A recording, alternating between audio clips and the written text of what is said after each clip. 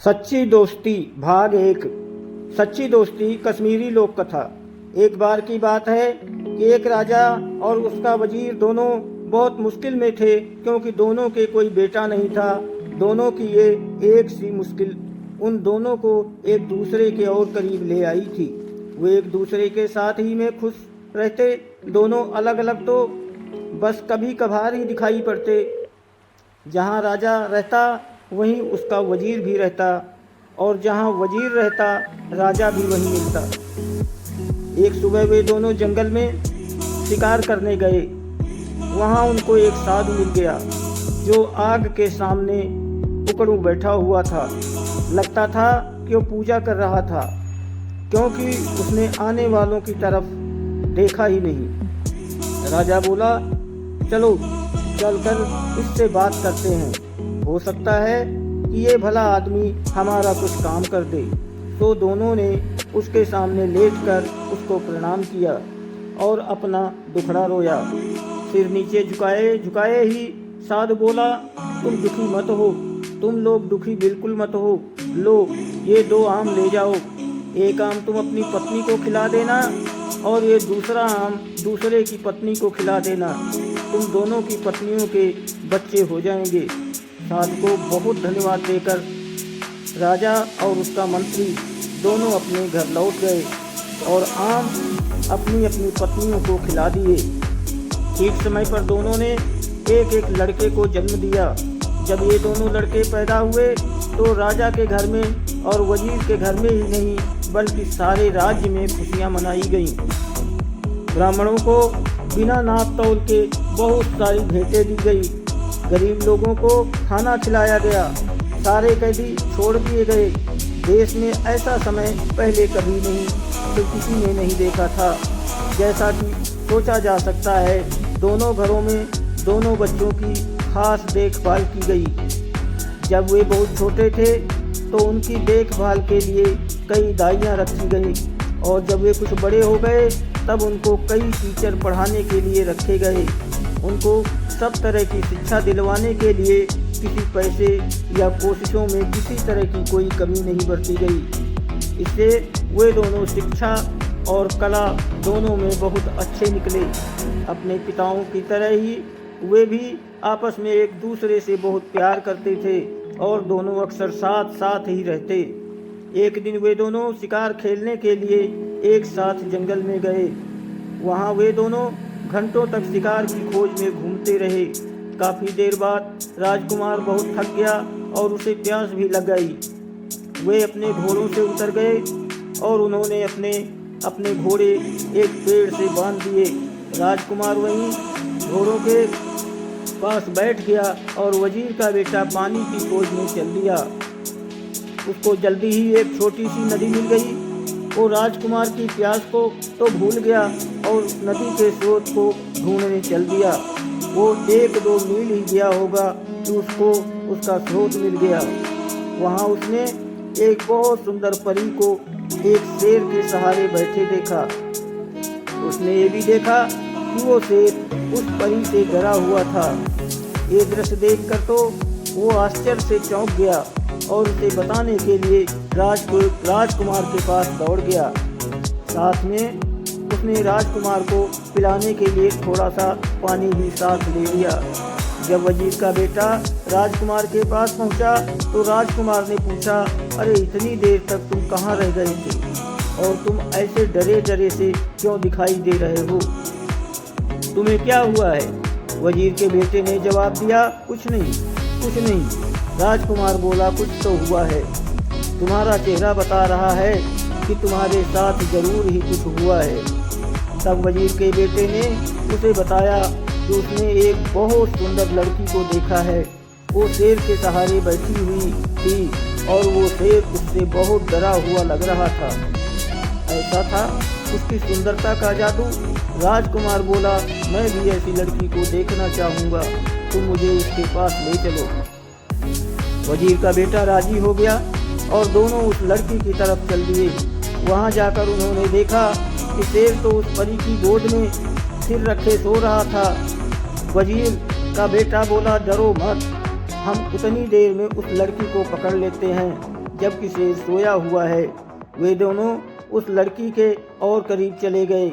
वजीर के बेटे ने शेर का सिर उठाया और उसको जमीन पर लिटा दिया, जबकि राजकुमार ने लड़की को पकड़ा और उसको साथ लेकर वहाँ से चल दिया। वजीर का बेटा वहीं रह गया। जब शेर जागा तो वहाँ वजीर के बेटे के अलावा किसी और को न देखकर बोला, अरे वो परी कहाँ गई? वजीर का बेटा बोला, मेरा दोस्त उसको ले गया है। शेर बोला, तुम्हारा दोस्त? तुम उसको अपना दोस्त कहते हो जो तुमको मरने के लिए यहाँ छोड़ गया है? वो तुम्हारा दोस्त नहीं, वो तो तुम्हारा सबसे बड़ा दुश्मन है। कोई सच्चा दोस्त इस तरीके से अपने दोस्त के साथ नहीं करेगा जैसा उसने तुम्हारे साथ किया है। अब मैं तुम्हें सच्चे दोस्तों की एक कहानी सुनाता हूँ। एक बार की बात है कि 3 दोस्त थे। एक राजकुमार था, एक ब्राह्मण था और एक बढ़ई था। इन तीनों के पास अपनी अपनी खास चतुराई थी। राजकुमार मुश्किल से मुश्किल और पेचीदा से पेचीदा मामलों को बहुत जल्दी सुलझा देता था। ब्राह्मण मरे हुए आदमी को जिंदा कर सकता था और बढ़ई चंदन की लकड़ी का एक ऐसा घर बना सकता था जो उसके मालिक के कहने पर कहीं भी जा सकता था। एक दिन ब्राह्मण और उसके माता पिता में कुछ कहा सुनी हो गई तो उसके माता पिता ने उसे घर से निकाल दिया। बहुत परेशानी के समय में वो अपने दोनों दोस्तों के पास पहुंचा और जाकर उन्हें सब हाल बताया। उसने उनसे कहा कि वे उसके साथ किसी दूर देश चलें। राजकुमार और बढ़ई दोनों राजी हो गए और तीनों वो देश छोड़कर वहाँ से कहीं और चल दिए। वे लोग बहुत दूर नहीं गए थे कि राजकुमार किसी वजह से रुक गया, पर बढ़ई और ब्राह्मण आगे चलते रहे। कुछ देर बाद राजकुमार जल्दी जल्दी आगे चला ताकि वो अपने दोस्तों को पकड़ सके, पर बदनसीबी से वो दूसरे रास्ते पर चला गया और उनको न पा सका। वो इस आशा में चलता रहा कि वो अपने दोस्तों को ढूंढ लेगा, पर जब काफ़ी दूर जाने पर भी वे उसको नहीं मिले तो उसको लगा कि वे इतनी तेज़ क्यों जा रहे थे कि वो उनको पकड़ ही न पा रहा था। पर इस बीच ब्राह्मण और बढ़ई दोनों बहुत ही धीरे चल रहे थे और सोच रहे थे कि राजकुमार अब तक उनको पकड़ क्यों नहीं पाया। वे लोग तो बहुत धीरे धीरे जा रहे थे। आखिर ये सोचकर उन्होंने उसके आने की आशा छोड़ दी कि शायद उसको घर की याद आ रही होगी तो वो घर वापस चला गया होगा। चलते चलते राजकुमार एक बहुत बड़े मैदान में आ निकला, जिसके बीच में एक बहुत बड़ी और शानदार बिल्डिंग खड़ी थी। उसने सोचा, यहाँ कौन रहता है? यकीनन कोई ताकतवर आदमी ही रहता होगा। मैं जाकर मालूम करता हूँ। सोचते हुए वो उस बिल्डिंग के दरवाजे तक गया और दरवाज़ा खटखटाया तो एक बहुत ही सुंदर लड़की ने दरवाज़ा खोला और बड़ी मीठी आवाज़ में उसको अंदर आने के लिए कहा। जब वो अंदर आ गया तो वो रो पड़ी। राजकुमार ने उससे उसके रोने की वजह पूछी तो वो बोली, तुम्हारी सुंदरता और तुम्हारी जवानी देखकर मुझे तुम पर दया आती है। अनजाने में ही तुम अपनी मौत के मुंह में आ फंसे हो। तुमने यहाँ आने से पहले यहाँ के बारे में जानने की कोशिश क्यों नहीं की? क्या तुमको पता नहीं कि यहाँ एक राक्षस रहता है जिसने कई मीलों दूर तक के सारे आदमियों को खा लिया है? ओहो अफसोस! अब तुम्हें मैं कैसे बताऊं? क्या बताऊं? मुझे डर है कि वो तुम्हें भी खा जाएगा। राजकुमार बोला, नहीं, तुम इतनी नाउम्मीद ना हो। धीरज रखो, मुझे उसके बारे में कुछ बताओ तो शायद मेरी जान बच जाए। वो लड़की सिसकते हुए बोली, पर मुझे पता नहीं कि मैं तुम्हारी सुरक्षा के लिए क्या करूं। फिर वो उसको मकान के पीछे वाले कमरे की तरफ ले गई और उसमें रखे एक बड़े बक्से में उसको बंद कर दिया और उससे बोली, अब तुम यहाँ तब तक चुपचाप रहो जब तक मैं यहाँ दोबारा आती हूँ। भगवान तुम्हारी रक्षा करें। शाम को राक्षस लौटा तो उसकी तेज सूंघने की ताकत ने उसे बता दिया कि वहीं कहीं कोई आदमी मौजूद था।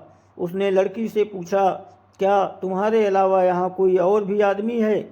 कौन है, वो कहाँ है, वो जल्दी बताओ, मुझे बहुत ज़ोर की भूख लगी है। लड़की बोली, लगता है आज तुम्हारी तबीयत ठीक नहीं है, यहाँ कोई आदमी नहीं आया। तुम क्या समझते हो कि यहाँ आने की कोई हिम्मत करेगा, जो सारी दुनिया के लिए भयानक है। ये सुनकर राक्षस चुप हो गया। स्त्री ने देखा कि उसके शब्दों का असर उस पर हो गया है, तो उसकी हिम्मत और बढ़ गई। उसको उससे मजाक सूझा, तो उसने उससे उसकी ज़िंदगी के बारे में कुछ और जानना चाहा। वो बोली, तुम मुझे रोज़ इस घर में अकेला छोड़ जाते हो, और जब तुम चले जाते हो तो मुझे यही पता नहीं होता कि तुम कब वापस लौटोगे। कभी कभी मुझे लगता है कि शायद तुम कभी वापस नहीं लौटोगे, और तब मैं सोचती हूँ कि मैं किधर जाऊँगी, क्या करूँगी।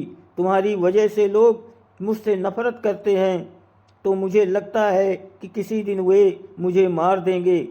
तुम ही मुझे बताओ कि क्या मुझे डरने की कोई ज़रूरत नहीं है।